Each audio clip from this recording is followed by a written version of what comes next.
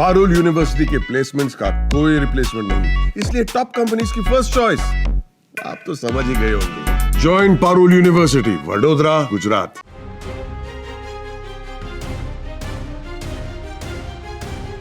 मेरठ में हुए सौरभ हत्याकांड ने हर किसी को हैरान कर दिया।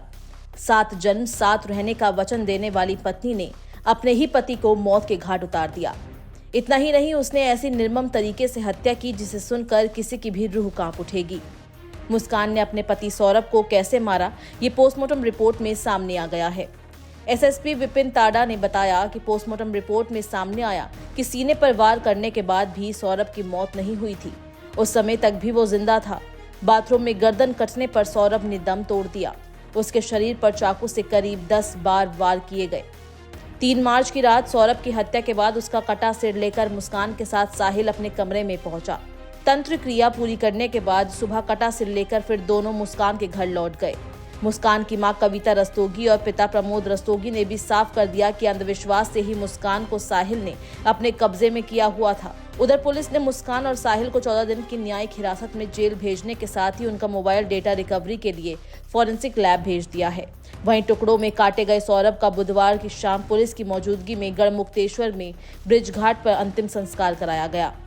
बताया जा रहा है कि सौरभ की हत्या करने के बाद मुस्कान और साहिल ने लोगों को गुमराह करने के लिए सौरभ के फोन से उसके सोशल मीडिया पर तस्वीरें शेयर की, जिससे लगे कि सौरभ घूमने गया है।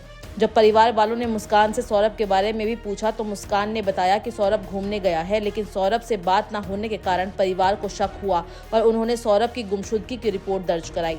वहीं दूसरी ओर सौरभ की हत्या को लेकर मुस्कान अपने परिवार को भी गुमराह करती रही। साहिल के साथ 13 दिन के टूर से लौटने के बाद मुस्कान घर पहुंचकर रोने लगी।